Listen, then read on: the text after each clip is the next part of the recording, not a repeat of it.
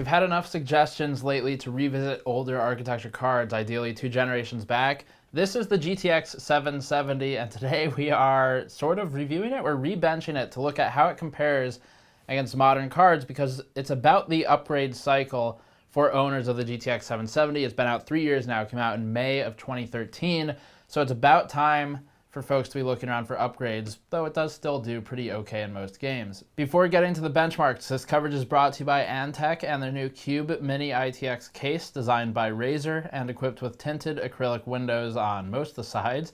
If you want to learn more about the box, hit the link in the description below. Recapping the GTX 770 for those who don't quite remember all the specs, this card operates on Kepler architecture, which preceded NVIDIA's Maxwell and current Pascal GPU architectures. At the time, AMD's most direct competition was the 200 series, and that included the R9 280 and R9 280X cards. The GTX 770 shipped in 2GB and later 4GB quantities, with reference using 2GB of memory, and that's what we have here. The GTX 770 hosts 1536 CUDA cores with a base clock of 1046 MHz and boost of 1085. But there are a few important things to note here. First of all, a core does not necessarily equal a core. Between architectures going from Kepler to Maxwell, you could see some generational improvements in the core architecture where even upwards of 40% there was a performance per watt gain, and that maintains with the Pascal architecture. AMD does it with Polaris over their previous architectures. So cores do not necessarily, and generally almost never, scale linearly from one generation to the next, because just the block diagram layout alone, if you look at that, you can see a good number of differences one architecture to the next. So don't look at this 1536 CUDA cores and just immediately compare it to something like a 1060 with 1280 CUDA cores and assume a 770 will therefore be better, because that's not quite how it works. Clock rate also is not quite as simple as, well, the last generation, or 2 generations ago at this point, was 1000 MHz, and now they're almost 2000 MHz.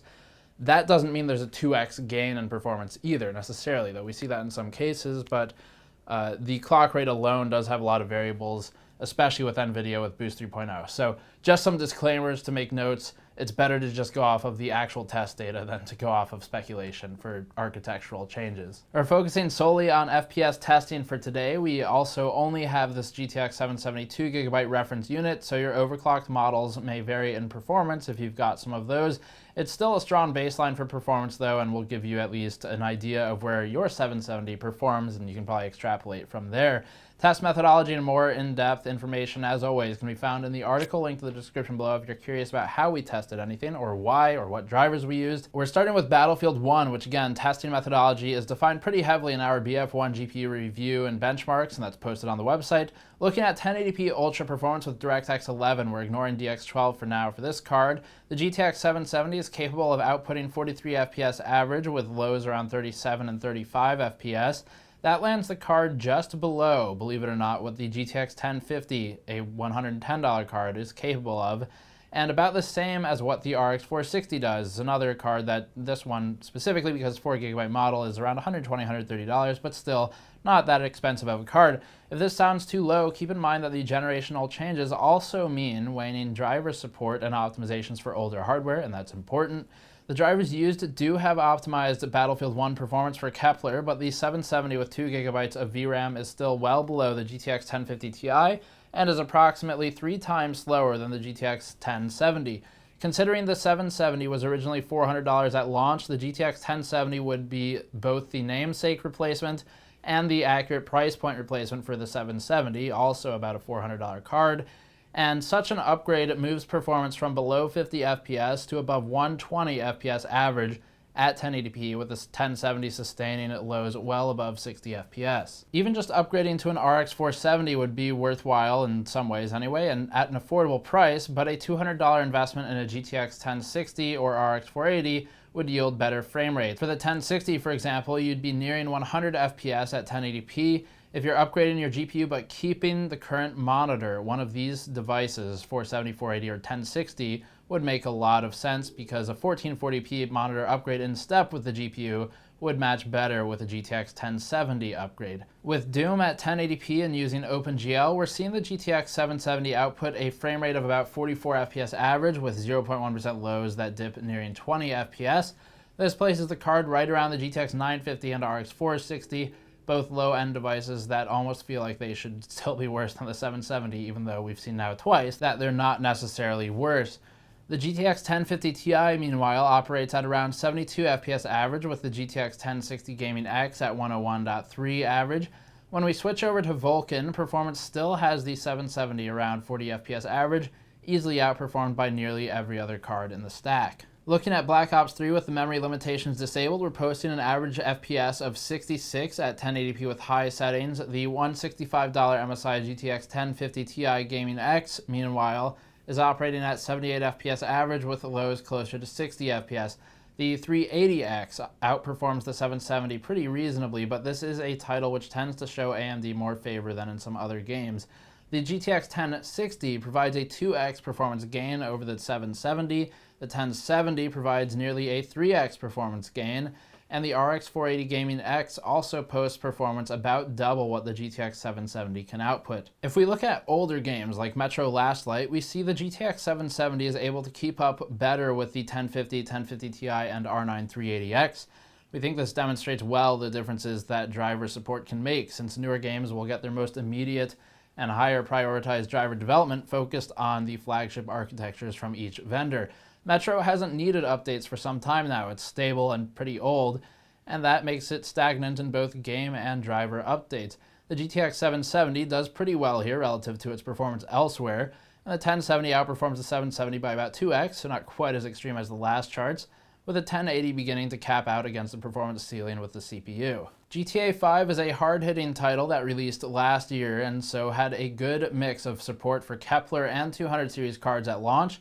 The GTX 770 is able to drive 62 FPS average with very high and ultra graphics, effectively maxed other than the advanced graphics tab, which is left all disabled, and that is flanked by the R9 380X and GTX 1050 cards.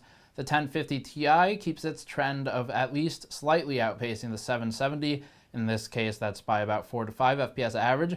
And the RX 470 is also keeping its trend. In this case, it's 15 FPS ahead, or a 24% change.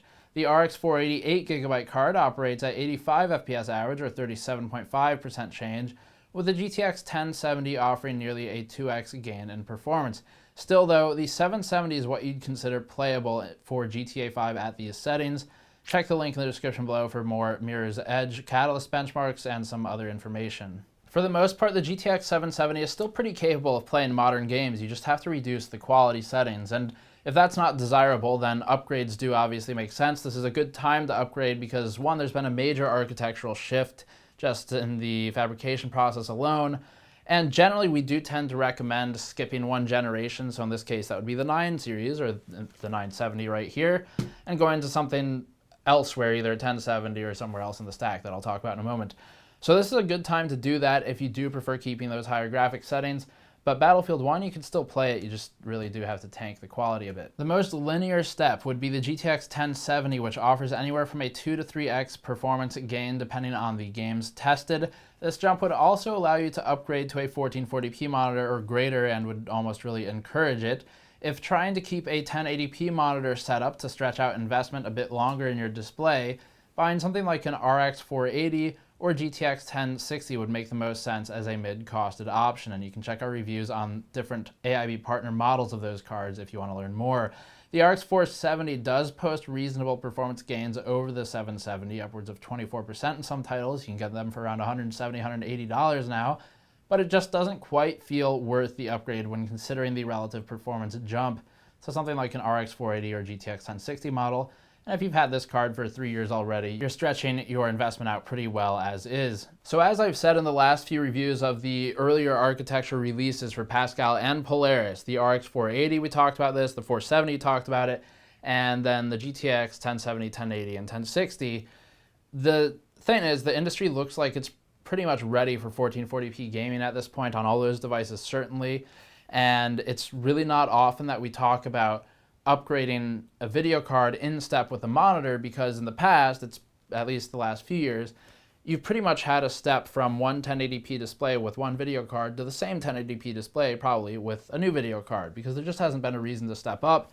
Performance hasn't been there. Maxwell began changing that a bit, and some of the Hawaii cards But now it looks like 1440p is properly really playable on all these devices that are modern. That includes the RX 480, not shown on the table, but we've talked about that in those reviews.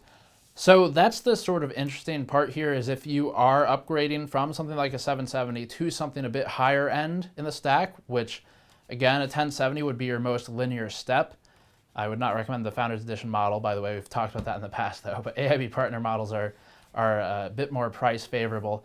But if you're doing a linear step like that, really, for the most part, you are pushing frame rates that will support the 1440p displays, unless you really, really want 120, 144 hertz gaming, in which case you're still going to be on 1080p. So things to think about, but overall, the 770 is holding up decently, but a bit better in the older titles where driver optimization is not really creating the class disparity we're seeing with something like Battlefield 1. In the meantime, hopefully that provides a look at 2-generation-old performance. We'll be doing more of these in the future for other cards that are not the 770.